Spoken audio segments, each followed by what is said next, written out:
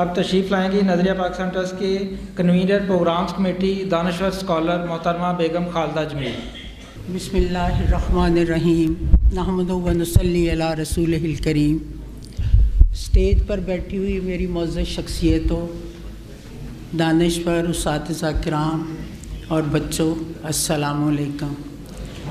سب سے پہلے تو میں مبارکباد پیش کرتی ہوں اس پوری ٹیم کو جو فاروق بھائی کے زیر سرپرستی گل صاحب، سیف صاحب، عثمان صاحب اور ان کی پوری ٹیم جس تندہی اور کوشش کے ساتھ انہوں نے یہ کاوش کو کامیاب بنایا ہے، اللہ تعالیٰ ان کو دن دگنی رات چوگنی ترقی عطا فرمائے، صحت کے ساتھ رکھے اور ان کی کاوشوں کو قبول کر لے۔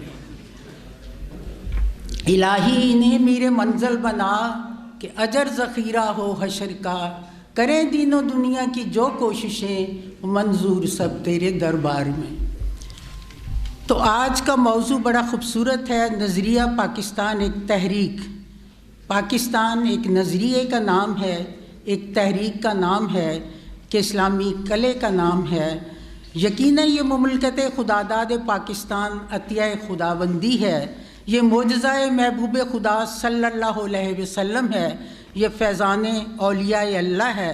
ہم تو جیتے ہیں تیرے واسطے اے خلد وطن، ہم تیرے نام تیری آن پہ قربان ہوں گے۔ نظریہ کسی قوم کی اجتماعی سوچ اور فکر کو کہتے ہیں۔ تحریک کے معنی ہے حرکت دینا، رغبت دینا، کسی بات کو چھیڑنا۔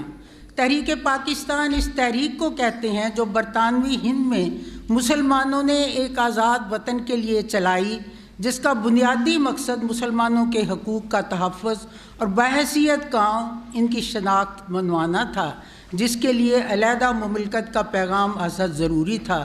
اسی تحریک کے نتیجے میں پاکستان قائم ہوا۔ تحریک پاکستان سے پہلے بر صغیر کے مختلف نظریات کو بھی سمجھنا ضروری ہے کہ اس وقت بر صغیر میں دو قومیں آباد تھیں، ایک ہندو، دوسرے مسلمان۔ ان دونوں کی تہذیب ایک دوسرے سے مختلف تھی۔ مسلمان اللہ کی پیروی کرتے تھے، مسلمانوں کی صحیح اساس دین اسلام، مسلمانوں کا طریقہ عبادت، کلچر، روایات ہندوؤں کے طریقے عبادت، کلچر اور روایات سے بالکل مختلف تھیں۔ ہندو بتوں کی پوجا کرتے تھے۔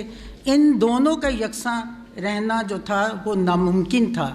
اسی طرح دو قومی نظریہ وجود میں آیا اور آخر کار 14 اگست 1947 کو اس نظریے کی بنیاد پر پاکستان قائم ہوا۔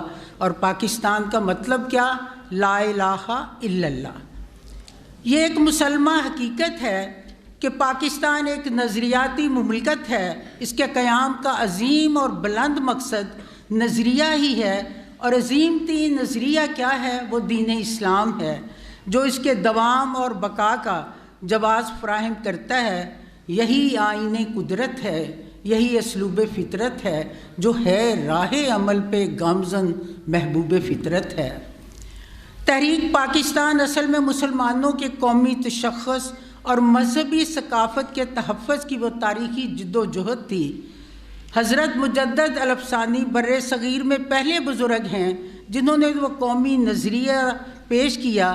پھر شاہ ولی اللہ، محدث دہلوی، شاعر مشرق حضرت علامہ اقبال اور دیگر علماء اکرام نظریہ پاکستان کی وضاحت کی، اور بر صغیر میں مختلف مسلم ادارے اسی نظریے کی بنیاد پر قائم ہوئے، اور کئی تحریکیں اس نظریے کی پرچار کرنے کے لیے معرض وجود میں آئیں۔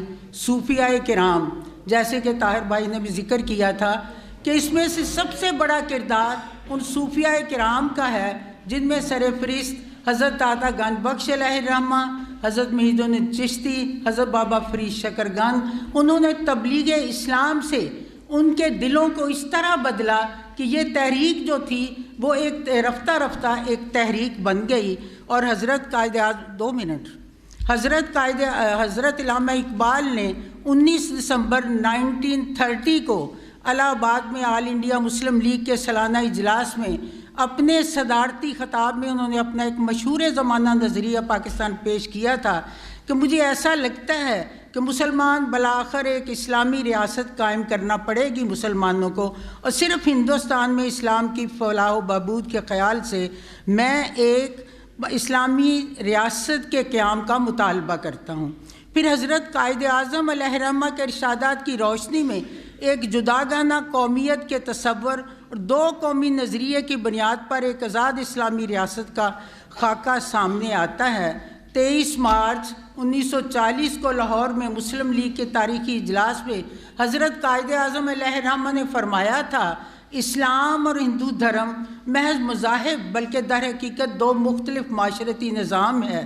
ان تہذیبوں کی بنیاد ایسے تصورات اور حقائق پر مبنی ہے جو ایک دوسرے کی ضد ہے کہ ایک دوسرے کے متصادم ہے۔